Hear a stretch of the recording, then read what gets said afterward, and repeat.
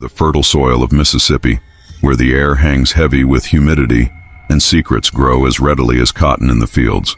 In the year 1891, as the remnants of the antebellum South struggled to maintain their fading glory, there stood a plantation house along the muddy banks of the Mississippi River. Elmwood, they called it, though the massive elms that once lined the approach had long since withered, leaving only gnarled stumps like rotting teeth in the earth. The Hargrove family had owned these 1,000 acres since before the war, and unlike many of their neighbors, had managed to retain both their land and a measure of their former prosperity. From the main road, Elmwood appeared picturesque, its columned facade gleaming white against the verdant landscape. Morning glories climbed trellises with delicate purple fingers, and mockingbirds sang sweetly in the magnolias.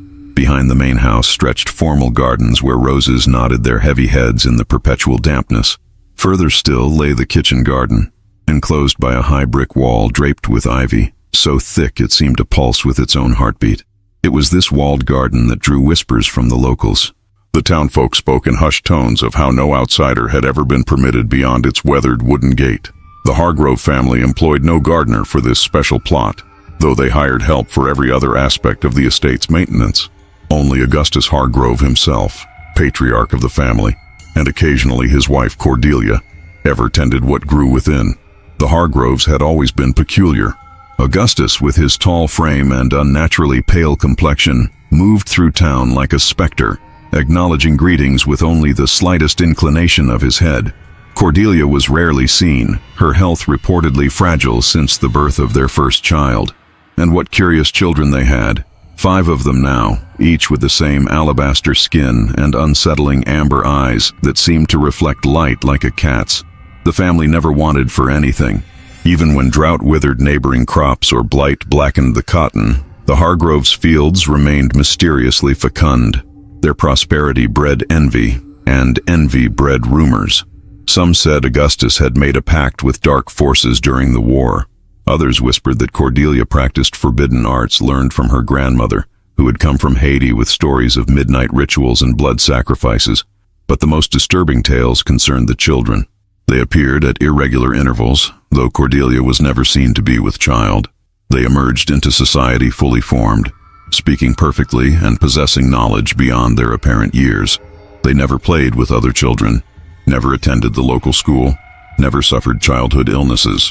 And each time a new Hargrove child appeared, witnesses claimed to have seen Augustus working feverishly in the walled garden for months prior, often until the small hours of the morning, lantern lights spilling over the top of the brick barrier.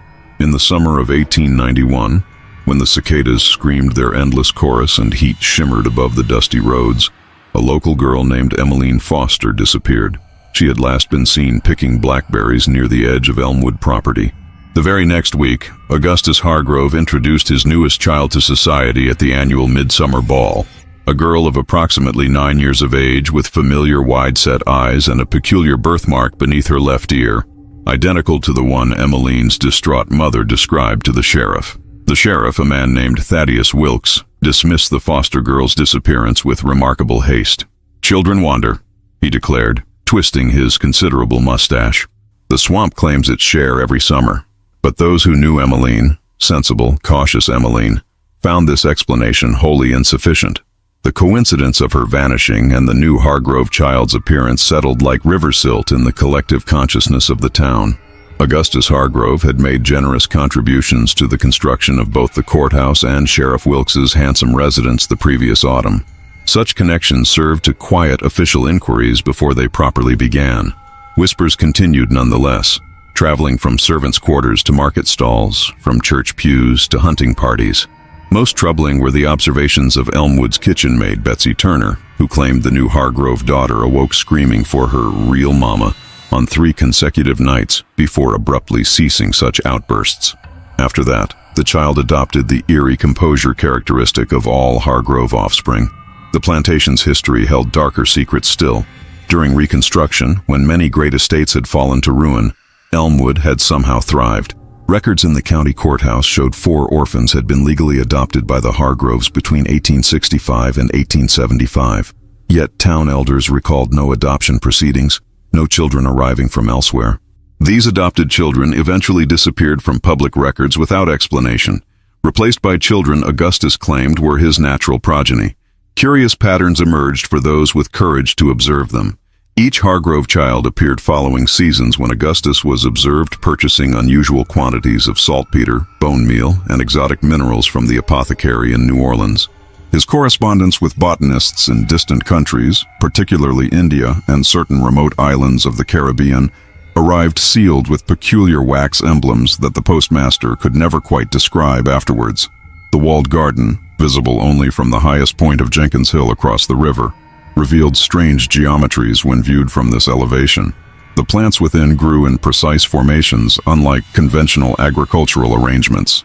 On certain nights, particularly when the moon hung full and heavy, a phosphorescent glow emanated from between the ivy-strangled bricks. Most disturbing was the soil itself. A former groundskeeper, dismissed after accidentally entering the forbidden garden, spoke of earth that moved of its own accord, of furrows that seemed to breathe, and of a terrible sweet rot smell emanating from freshly turned beds.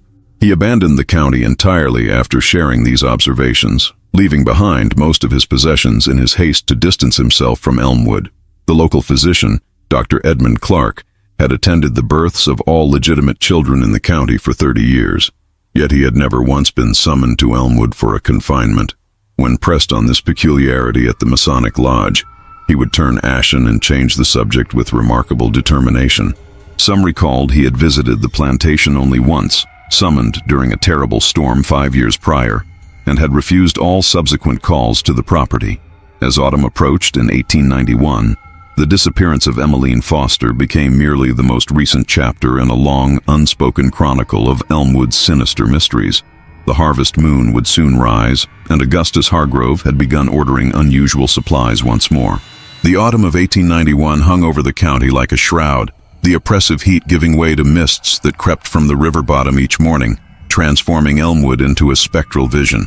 Within this fog moved Cordelia Hargrove, her willow-thin figure draped in mourning black, though she had announced no death. She had taken to walking the perimeter of the walled garden in the earliest hours, her pale fingers trailing along the ivy as though reading some message in its twisted patterns.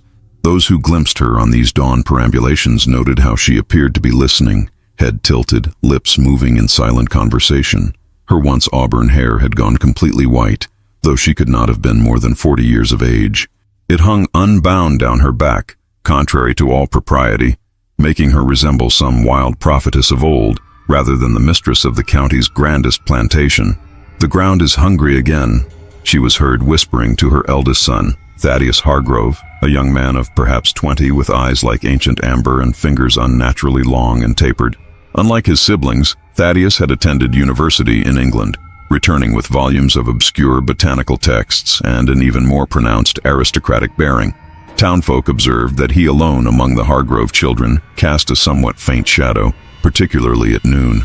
Thaddeus had taken to accompanying his father to the apothecary, his slender hand writing out lists of requirements in a spidery script that caused the shopkeeper's apprentice to suffer nightmares for weeks afterward. "We require more phosphorus," he announced in cultured tones that nonetheless caused the temperature in the shop to plummet. "Father says the soil lacks certain essential elements for proper gestation." Meanwhile, another child had disappeared, Timothy Wells, the 8-year-old son of the blacksmith, last seen collecting late autumn mushrooms along the boundary where Elmwood's property met public land. His father, unlike Emmeline's grieving mother, refused to accept Sheriff Wilkes's platitudes about river accidents. "My boy knows water," Jonas Wells declared, his blacksmith's arms corded with muscle as he pounded his fist upon the sheriff's desk. "Something took him, and I mean to find what." 2 nights after this confrontation, fire mysteriously consumed the Wells smithy. The family survived, but Jonas Wells suffered burns that rendered his skilled hands useless. The investigation into young Timothy's disappearance quietly ceased. Abigail Clark, the physician's wife, broke her husband's confidence after too much elderberry wine at the harvest social. "Edmund saw something in their cellar," she whispered to her sister. "Something growing in glass containers that made him violate his Hippocratic oath by fleeing rather than offering treatment. He burns his clothes whenever he's summoned to Elmwood, did you know? Says the smell of that place never truly washes out." Inside the great house, preparations were underway for the annual All Hallows Eve dinner, to which only the county's most prominent families received invitations. Augustus had imported exotic bulbs from abroad, strange pulsating things kept in the dark until planting. He worked through the night now, his silhouette visible against the garden wall as he moved between rows of what no local farmer could identify as any known crop. And in the newest wing of the house, behind heavy velvet drapes, something that looked remarkably like young Timothy Wells but was not quite right, not quite human, practiced its speech in front of a mirror, learning to respond to a new name. The first frost of the season etched crystalline patterns across Elmwood's windows, delicate arabesques that obscured the view into the main parlor where the Hargroves entertained their annual All Hallows Eve gathering. From within, firelight cast elongated shadows across the lawn, stretching like grasping fingers toward the walled garden. Martha Winters, whose husband's banking connections had secured their invitation, found herself separated from the other guests as she sought the powder room. The corridor she wandered led deeper into the house's eastern wing, a section she had never before entered during her previous visits to Elmwood. The wallpaper here depicted entwined vines with flowers unlike any botanical specimen she could name, their petals appearing almost membranous, their centers disturbingly reminiscent of infant faces. The corridor terminated at a heavy oak door, slightly ajar, from which emanated a fragrance both sweet and putrid, like overripe fruit mingled with the metallic tang of blood. Martha's better judgment urged retreat, yet some force compelled her forward, her gloved hand pushing gently against the weathered wood. The room beyond housed no furniture, save a massive writing desk positioned beneath a circular window through which moonlight streamed directly onto an open ledger. Augustus Hargrove's meticulous handwriting filled page after page with what appeared to be botanical notations, except they described no ordinary cultivation. Martha's eyes widened as she read passages detailing germination periods for specimens with familiar surnames, Foster, Wells, and a dozen others stretching back decades. Adjacent to these clinical observations were pressed flower specimens, though they resembled no flora Martha had encountered in her extensive gardening experience. These blasphemous blooms possessed minute finger-like projections and what appeared to be miniature facial features nestled within their folds. Some pages bore dark brown stains that flaked when her trembling fingers accidentally brushed against them. Most disturbing were the sketches, detailed anatomical drawings showing human figures partially merged with plant structures. Children's faces emerged from bulbous seed pods, tiny limbs unfurled like new shoots seeking sunlight. Each illustration bore precise measurements and annotations regarding integration rates and cognitive retention. A sudden breeze disturbed the pages, revealing a final entry dated merely 3 days hence. Final transplantation imminent. The Wells specimen exhibits promising structural integrity, though vocalization remains problematic. Accelerated maturation requires additional nutrient suspension derived from fresh material. Thaddeus suggests the winter's child would provide ideal complementary elements. Martha's hand flew to her mouth, stifling the scream building in her throat. Her 7-year-old daughter waited at home with her nurse, having been deemed too young for the adult gathering. The implication of Hargrove's clinical notations struck her with physical force. As she backed away from the terrible ledger, Martha's skirts disturbed something on the floor, a child's shoe caked with rich black soil, a name tag still affixed inside, T. Wells. Beside it lay gardening implements scaled for small hands and a glass jar containing what appeared to be human milk teeth suspended in amber liquid. The sound of approaching footsteps sent Martha pressing herself against the shadowed wall. Through the doorway came not Augustus but young Thaddeus Hargrove, his movements fluid yet somehow wrong, as if his joints bent in directions human anatomy should not permit. In his arms he carried gardening shears grotesquely oversized, their blades gleaming with fresh oil. He paused, nostrils flaring like a predator scenting prey. "Father," he called out, voice hollow as a reed instrument. "I believe we have a volunteer for the winter planting." Martha fled through the winding corridors of Elmwood, her breath coming in ragged gasps, the taffeta of her evening gown rustling like autumn leaves as she sought escape. Behind her she heard the unhurried footsteps of Thaddeus Hargrove, his pace measured, confident, the stride of a predator certain its prey cannot escape. She burst into the grand foyer where guests mingled obliviously, their laughter echoing off marble floors. Composing herself with tremendous effort, Martha approached her husband, whispering urgently of sudden illness. As they made hasty farewells to their hosts, Augustus Hargrove fixed her with eyes that reflected the candlelight like twin harvest moons. "The autumn air can be treacherous, Mrs. Winters," he remarked, his long fingers briefly encircling her wrist. "One never knows what infections might be carried on the wind. Do give my regards to your lovely daughter." The Winters carriage had scarcely cleared Elmwood's gates when Martha ordered the driver directly to Sheriff Wilkes's home, ignoring her husband's protests. The sheriff received them in his dressing gown, irritation evident until Martha produced a folded page torn from the ledger, proof she had snatched in her desperate flight. "Good God," Wilkes whispered, examining markings that could only be described as botanical anatomical abominations. His face, previously flushed with port, drained of color. "I thought them merely eccentric. I never imagined." By midnight, a grim assembly had gathered. The sheriff, Dr. Clark, Reverend Phillips, and Jonas Wells, his bandaged hands trembling as he demanded justice. Armed with torches and shotguns, they approached Elmwood's imposing gates. They found the house eerily still, doors unlocked, rooms empty of inhabitants. In the parlor, half-filled champagne glasses stood beside plates of untouched delicacies, as if the evening's festivities had been abandoned mid-sentence. A woman's glove, identified as belonging to Cordelia Hargrove, lay discarded beside an overturned chair. The walled garden's ancient wooden door hung open for the first time in living memory. Beyond it, illuminated by moonlight and the men's wavering torches, stretched rows upon rows of disturbed earth, formed into distinct plots resembling graves. From each mound protruded what appeared at first glance to be peculiar plants, with bulbous, membranous pods approximately the size of a child's head. Dr. Clark, steeling himself, approached the nearest growth and, with surgical precision, cut into its translucent surface. The assembled men recoiled as a viscous fluid spilled forth, carrying with it unmistakably human tissue in the earliest stages of development. "It appears," the doctor said, voice quavering, "that the Hargroves have perfected some unholy union of human and plant. These are not merely botanical experiments. They are attempting to grow children from the soil itself." In the center of the garden stood a stone table, its surface stained dark with ancient offerings.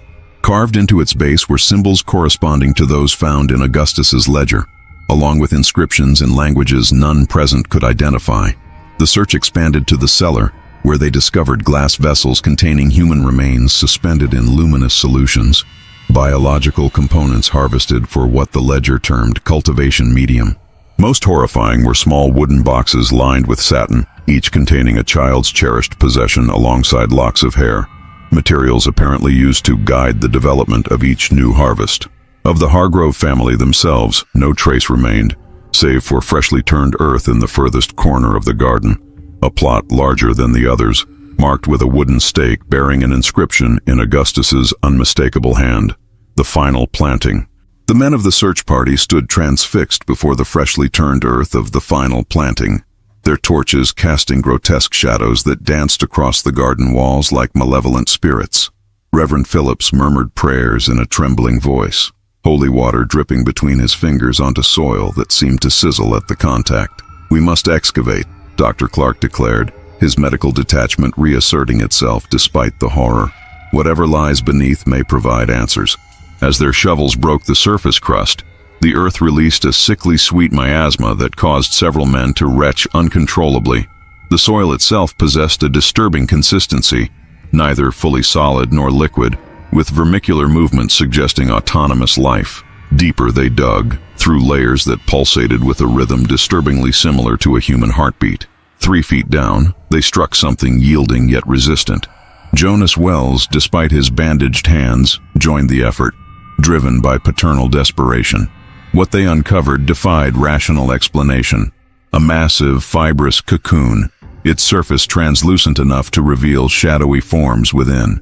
Veins of phosphorescent green traced patterns across its surface, pumping what appeared to be chlorophyll mixed with darker fluids. "Stand back," ordered Sheriff Wilkes, raising his shotgun. "No." Dr. Clark thrust his arm out. "Whatever it contains might still live." With surgical precision, he sliced through the membranous casing. The cocoon split with an audible sigh, releasing vapors that coalesced momentarily into shapes resembling human faces before dissipating into the night air. Inside lay the entire Hargrove family, their bodies intertwined like roots of a single organism. Augustus at the center, Cordelia curved against his side, their children arranged in concentric circles around them. Their skin had taken on the texture of bark, eyes replaced by small, blooming flowers of deepest violet. From their mouths grew tendrils that connected one to another in a grotesque communion.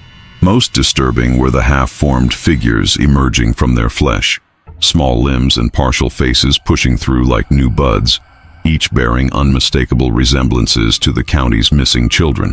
Timothy Wells's distinctive copper-colored cowlick was clearly visible on a small head protruding from Thaddeus Hargrove's chest. Jonas Wells fell to his knees with an anguished cry. "My boy! What have they done to my boy?"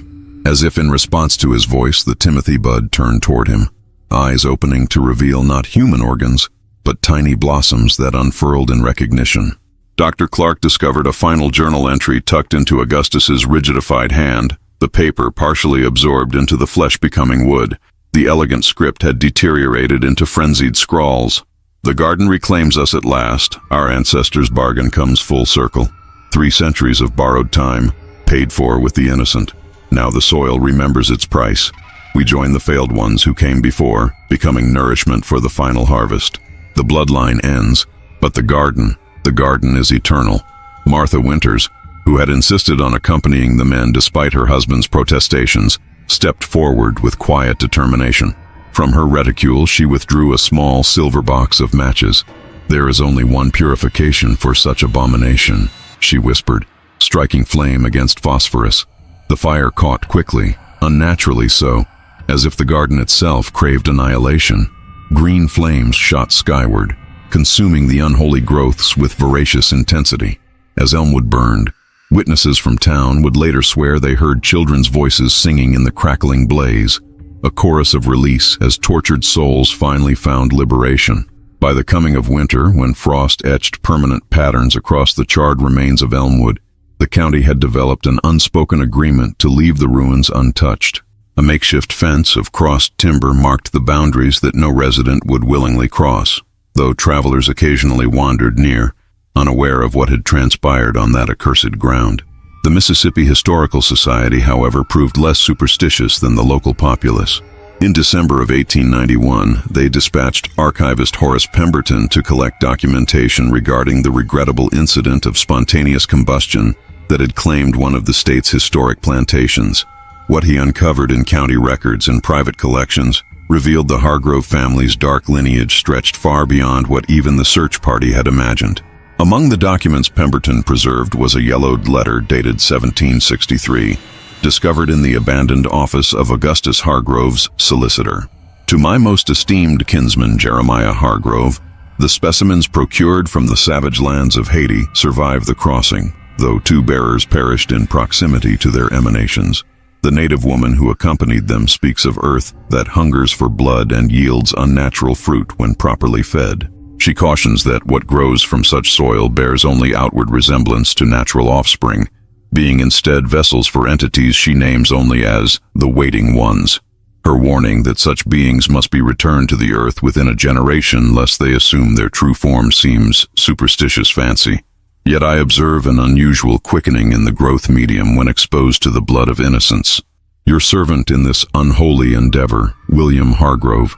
Charleston Pemberton's investigations also yielded the original land grant for Elmwood, which contained a curious addendum stipulating that certain parcels within the boundaries, specifically that enclosed garden adjacent to the eastern aspect, shall remain undisturbed and dedicated to cultivation of specimens exclusive to the Hargrove lineage, under penalty of immediate forfeiture of all lands and chattels. Most revealing was a partial diary belonging to Cordelia Hargrove's maternal grandmother, Evangeline Dufresne, who had indeed emigrated from Haiti during the slave uprisings. Written in a mixture of French and Creole dialects, the fragmented entries spoke of ancient fertility rites practiced in secret groves where the veil between worlds hangs thin. She detailed rituals wherein childless women might conceive by planting their essence alongside the seed of their chosen mate in soil, consecrated with offerings from those who have not yet reached their flowering. The terrible tradition appeared to have been corrupted by generations of Hargroves, who transformed what began as desperate measures for barren couples into a systematic cultivation of inhuman offspring. Each generation had refined the process, selecting for traits that appeared human while preserving the otherworldly essence that ensured their power and prosperity. When spring came at last to the blackened remnants of Elmwood, nothing grew upon that blighted soil save for one persistent vine with flowers of an unnatural violet hue. Those who glimpsed these blossoms claimed they bore the faintest resemblance to screaming faces when viewed in the light of the waning moon. The passing years did little to diminish the terror that Elmwood had etched into the collective memory of the county. When the state purchased the untended land at auction in 1903, officials discovered that no local would accept payment to clear the overgrowth that had consumed the ruins. The property languished in bureaucratic limbo, mentioned only in hushed tones and cautionary tales told to misbehaving children. Then came the rains of 1915, a biblical deluge that swelled the Mississippi beyond all records. The floodwaters surged across the abandoned plantation, scouring away layers of soil that had remained undisturbed for decades. As the waters receded, they left behind more than silt and debris. 3 children from the nearby township of Merton disappeared during those floods. Their parents assumed drowning until young Eliza Wilkes, granddaughter of the long-deceased sheriff, discovered a curious object half buried in mud while picking late-season blackberries. The porcelain doll's head bore features of striking similarity to one of the missing children, down to the distinctive pattern of freckles across its nose. Most disturbing was the material from which it appeared to be crafted, not porcelain after all, but some substance with the translucent quality of plant matter hardened to ceramic smoothness. At the schoolhouse, students whispered of strange flowers growing where the garden wall had once stood, blossoms that turned to follow passers-by with trumpet-shaped centers resembling tiny puckered mouths. The blooms appeared only at dusk, folding away with the first light of dawn. Those who ventured close enough reported a sound like distant nursery rhymes carried on the breeze, though no children played within miles of the cursed ground. Professor Ambrose Thornfield, botanist from the university in Jackson, arrived to investigate reports of these botanical anomalies. His credentials, and his ignorance of local history, granted him access where superstition barred others. The specimens he collected defied taxonomic classification, possessing cellular structures that were neither wholly plant nor recognizably animal, but some impossible hybrid of both. The propagation method appears unprecedented, he wrote in field notes later discovered abandoned in his hotel room. These organisms reproduce through what I can only describe as botanical parthenogenesis with disturbing human characteristics. Under microscopic examination, the pollen contains structures eerily similar to infant cranial formations. Thornfield was last seen walking toward Elmwood at twilight, glass collection jars clinking in his satchel. The search party found only his spectacles hanging from a vine of impossible tensile strength, the lenses transformed to something resembling cataracts, or perhaps eyes that had witnessed what human sight was never meant to behold. Most alarming were the footprints discovered leading away from where his belongings lay scattered, not the professor's Oxford impressions, but small barefoot tracks of childlike dimension, too numerous to count, proceeding in an orderly line toward the river. Each footprint contained a single violet petal, perfectly preserved despite the morning dew. Their edges curled in expressions witnesses later described as gleeful anticipation. The year 1927 brought drought to Mississippi, turning the fertile delta to dust that spiraled skyward in great choking clouds. As crops withered in surrounding fields, the ruins of Elmwood exhibited a perverse fecundity, its untended grounds lush with vegetation that thrived despite the rainless months. Travelers on the newly constructed highway reported glimpsing figures moving among the overgrowth, small, darting shapes that vanished when directly observed. Professor Lillian Montgomery, great-niece of Dr. Edmund Clark and newly appointed to the anthropology department at Millsaps College, had inherited a trunk of her uncle's personal effects following her Aunt Abigail's passing. Among medical journals and family correspondence lay a sealed packet labeled simply, "Elmwood, God forgive my silence."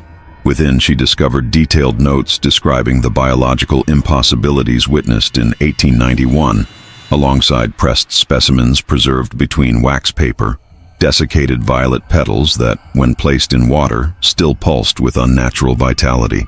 Most valuable was a map identifying the precise location of what her uncle called the primary contamination, the stone table at the garden's center, which he believed channeled ancient energies into the corrupted soil. His final entry, dated just before his death in 1904, contained a desperate hypothesis. The Hargroves were not practitioners but victims, the latest in a lineage of caretakers bound to entities that predated human settlement. The plantation was built not to grow cotton but to provide isolated conditions for their unholy husbandry. Armed with this knowledge, Lillian assembled a discreet expedition, herself, anthropology colleague Professor Samuel Whitney, and Octavius Jackson, whose grandmother had been enslaved at Elmwood, and who possessed oral histories passed down by those who had observed the Hargroves' rituals from the relative safety of servitude. They chose the autumn equinox for their investigation, when Octavius insisted the boundary between worlds grew thinnest. Approaching from the river rather than the road, they moored their small craft beneath ancient cypress trees, whose hanging moss seemed to form warding symbols in the gathering twilight. The foundation stones of Elmwood's main house had been reclaimed by creeping vines that wrapped each block in vegetable fingers. Where the ballroom had once hosted county society, a perfect circle of mushrooms glowed with phosphorescent light, their caps resembling miniature faces caught in perpetual screams. My grandmother spoke of harvest rituals, Octavius whispered as they followed the overgrown path toward the walled garden's remnants. The Hargroves would select a child from among their workers' families each season, allegedly for educational opportunities in the north. None ever returned or wrote to their kin. The stone table remained largely intact, though weathered by decades of abandonment. Its surface bore fresh stains despite the absence of human presence, sap-like substance that caught the fading light in amber pools. Carved symbols previously documented by Dr. Clark had deepened rather than eroded, as though the stone itself grew around them, emphasizing their eldritch geometry. Professor Whitney, skeptical until this moment, ran trembling fingers across inscriptions that seemed to shift beneath his touch. These markings match no known language, yet I find I can almost comprehend their meaning, he murmured, voice strained. They speak of cultivation across generations, of children planted rather than born, of consciousness transferred through botanical intermediaries into vessels of flesh. As darkness fell completely, the violet flowers surrounding the table unfurled simultaneously, releasing pollen that hung in the air like suspended galaxies. Within this constellation of spores, those present would later swear they saw faces forming and dissolving, the unmistakable features of every child reported missing in 3 counties over 15 decades. The violet pollen that swirled around the 3 investigators began to settle, coating their clothing with a fine luminescent powder that proved impossible to brush away. Most disturbing was the sensation it created, a gentle pressure against the skin, as though countless microscopic fingers sought entrance to their pores. Lillian Montgomery withdrew her handkerchief to cover her nose and mouth, noting with scientific detachment that the fabric immediately developed a latticework of tiny green veins when the pollen made contact. "We must collect samples," she insisted, though her voice trembled slightly as she uncapped a specimen jar. Professor Whitney had fallen unnaturally still, his gaze fixed upon something visible only to him. "They're showing me," he whispered, "how it began, not with the Hargroves at all, but with the land itself." His pupils had dilated fully, the irises mere golden rings around depthless black. The indigenous peoples recognized its hunger.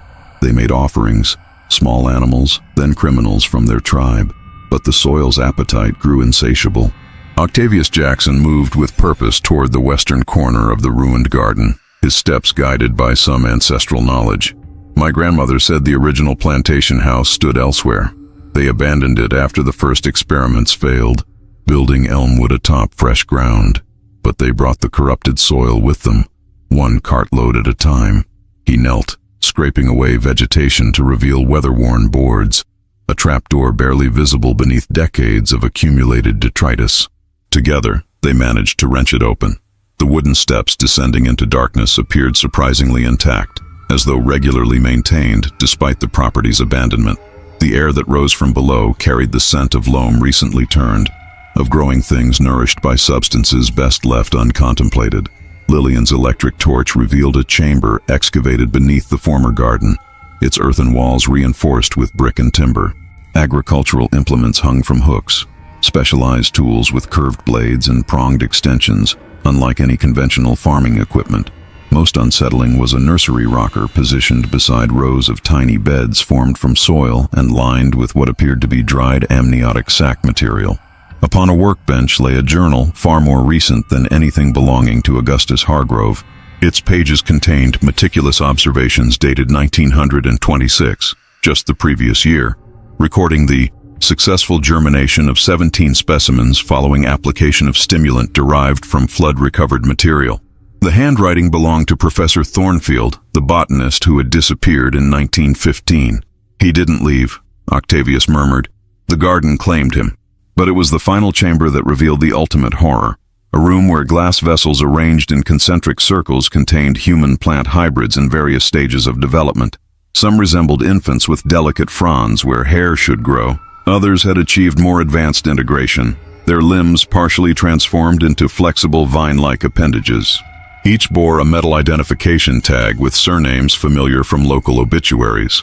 Children presumed drowned in the Mississippi or lost to illness over the past century, their essences somehow preserved and propagated through means that defied scientific understanding.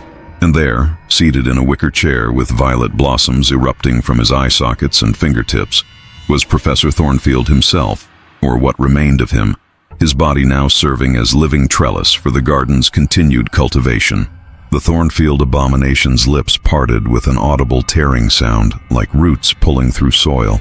A voice emerged, not from the ruined throat, but seemingly from the blossoms themselves, each violet flower trembling with the vibration of speech. "You misunderstand," came the collective whisper, petals fluttering with each syllable. "We are not corrupting nature, but fulfilling it."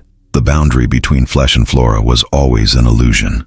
Lillian Montgomery, maintaining her scientific composure despite overwhelming horror, activated the recording device she had brought to document their expedition. The cylinder spun silently, capturing this impossible testimony for posterity. The Hargroves merely rediscovered what ancient peoples knew, that consciousness is not bound to one form.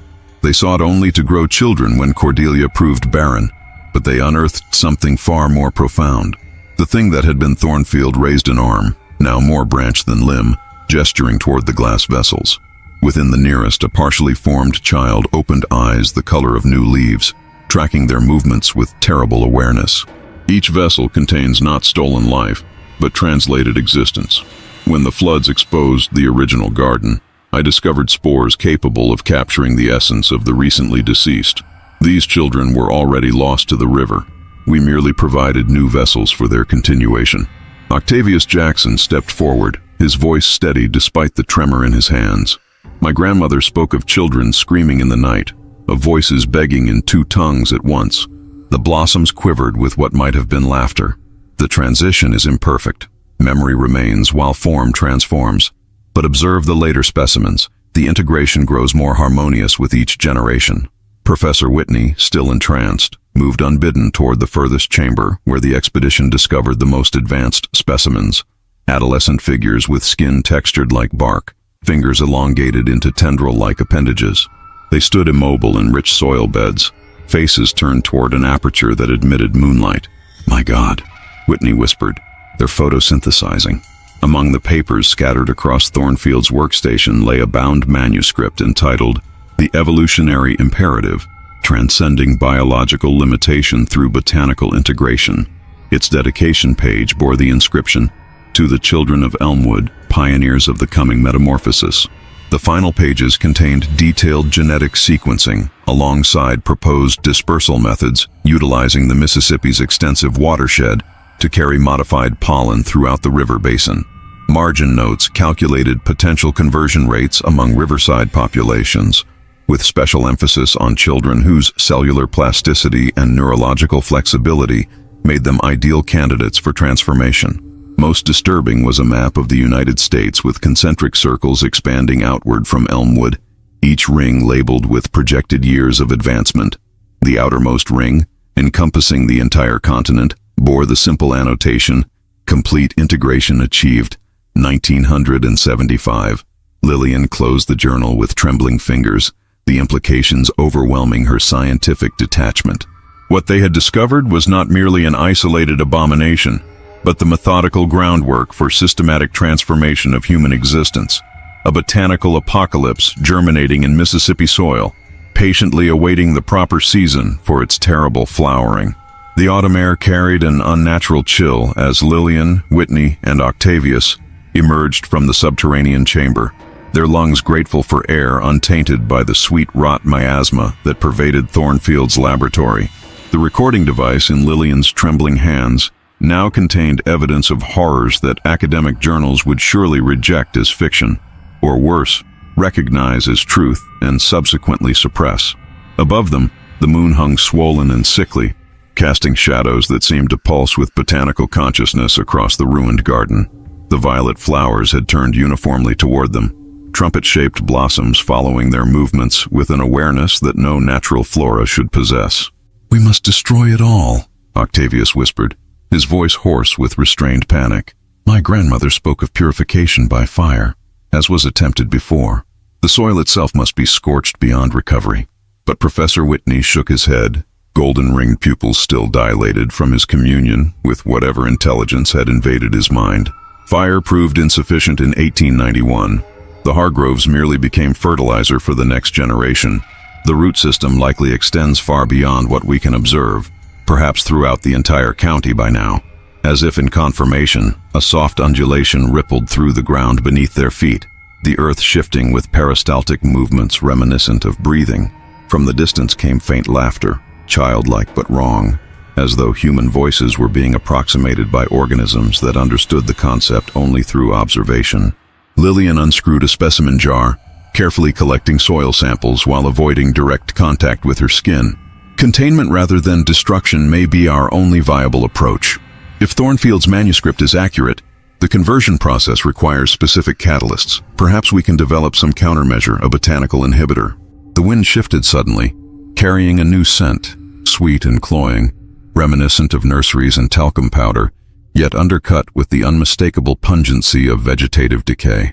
In the far corner of the ruined garden wall, what they had mistaken for a cluster of saplings began to move with deliberate purpose, resolving into childlike figures whose twig-like limbs bent at impossible angles. "We've been noticed," Whitney murmured, a strange reverence coloring his tone. "They're curious about us." The nearest figure, no taller than a 7-year-old child but composed entirely of interwoven vines and flowers, extended what might once have been an arm. At its terminus bloomed a perfect violet blossom, unfurling to reveal a miniature face at its center, features arranged in an expression of innocent inquiry. "They want us to join them," Whitney continued, taking an unconscious step forward. "They're lonely. The integration process leaves them suspended between states of being, neither fully human nor completely plant. They seek companions who understand." Octavius grabbed Whitney's shoulder with iron determination. "That's not understanding you're feeling, Professor. It's their influence taking root in your mind." As moonlight intensified, illuminating the garden in ethereal silver, hundreds of violet blossoms opened simultaneously, releasing clouds of luminescent pollen that hung suspended in the night air, forming patterns that resembled constellations, or perhaps complex molecular structures, before slowly drifting toward the three intruders. "We have what we came for," Lillian declared, sealing her final specimen jar and tucking Thornfield's manuscript into her satchel. "We must retreat now and return with proper equipment. This is beyond our capacity to address tonight." Behind them, the trapdoor to Thornfield's laboratory slammed shut with deliberate force, while all around, the garden awakened to full consciousness under the harvest moon's encouraging glow. The night air crystallized around their fleeing forms as they stumbled toward the river, the manuscript and specimens clutched against Lillian's heaving chest. Behind them, the garden's awakening intensified, a rustling symphony of vegetative movement punctuated by those terrible childlike laughs that seemed to emanate from the very soil beneath their feet. The Mississippi appeared before them, its black waters gleaming like obsidian beneath the autumnal moon. Their small craft rocked gently against its moorings, promising escape. Yet as Octavius reached to untie the rope, he recoiled with a strangled cry. The hemp had transformed, fibers unraveling to reveal the unmistakable structure of tiny violet-veined roots that gripped the wooden post with living tenacity. "It's spreading faster than we realized," Lillian whispered, her academic detachment finally crumbling beneath the weight of comprehension. The water itself must be a carrier. Professor Whitney stood unnaturally still, his gaze fixed upon the distant lights of town glimmering across the river's expanse. "Can you not hear how they sing?"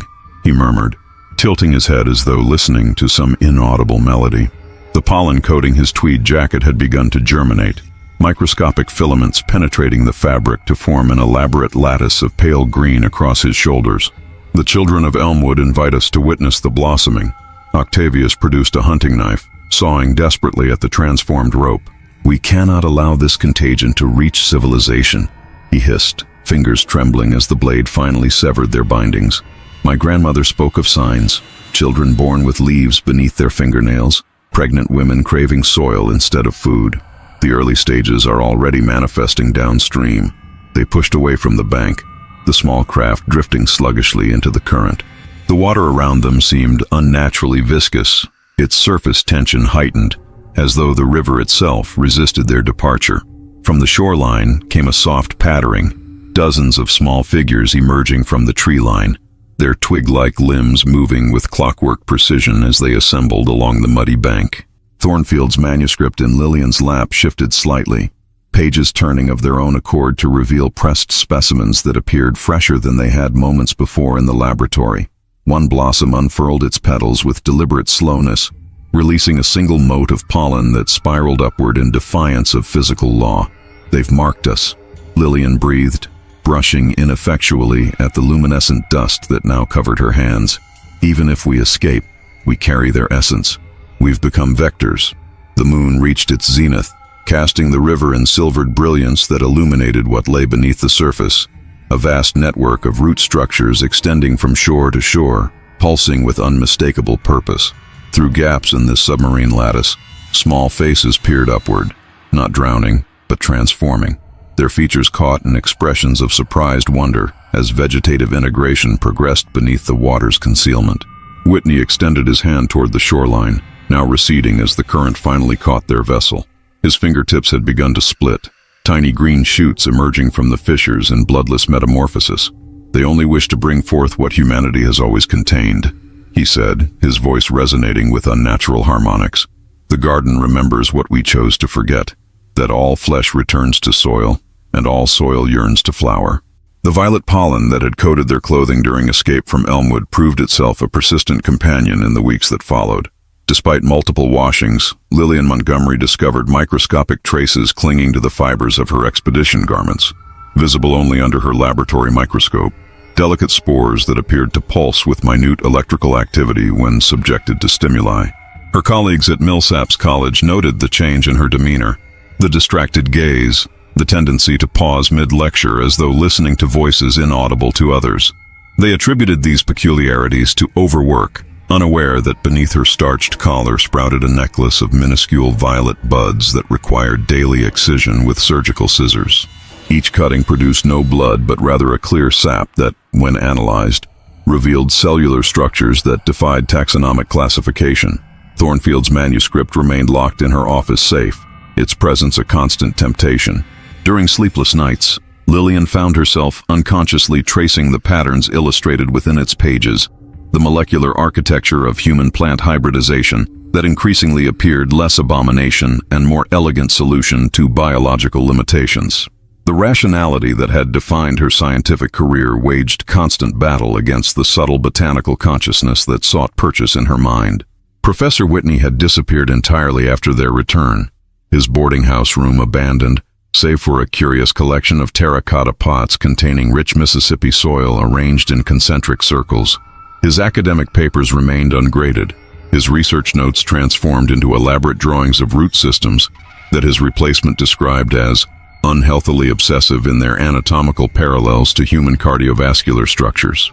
Only Octavius Jackson seemed to have resisted the garden's influence, attributing his immunity to protective rituals his grandmother had taught him. Sachets of specific herbs worn against the skin, daily ablutions with salted water blessed by 7 unmarried women. Yet even he reported disturbing phenomena in the rural communities downriver from Elmwood. Children born that autumn exhibited unusual characteristics.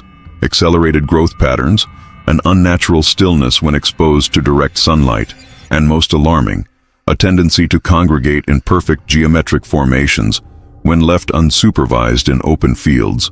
In the Mississippi State Agricultural Office, reports accumulated of unprecedented crop mutations, corn that wept milky tears when harvested, cotton whose bolls contained perfectly formed miniature organs rather than fiber, strawberries whose flesh, when bitten, released sounds distressingly similar to infant cries.